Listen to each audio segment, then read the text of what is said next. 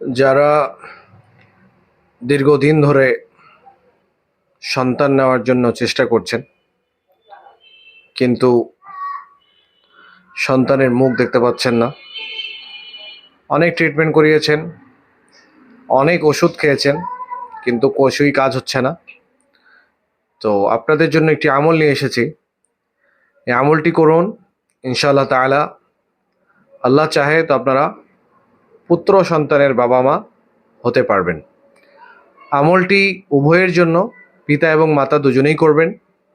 আমলটি হচ্ছে প্রত্যেক ফরজ নামাজের পরে 21 বার পাঠ করতে হবে, ইয়া আল্লাহু ইয়া খালিকু ইয়া মুসাউবিরু ইয়া জামিলু, ইয়া আল্লাহু ইয়া খালিকু ইয়া মুসাউবিরু ইয়া জামিলু। এই আমলটি নিয়মিত করুন, ইনশাআল্লাহ তাআলা খুব শীঘ্রই আপনারা পুত্র সন্তানের বাবা মা হতে পারবেন।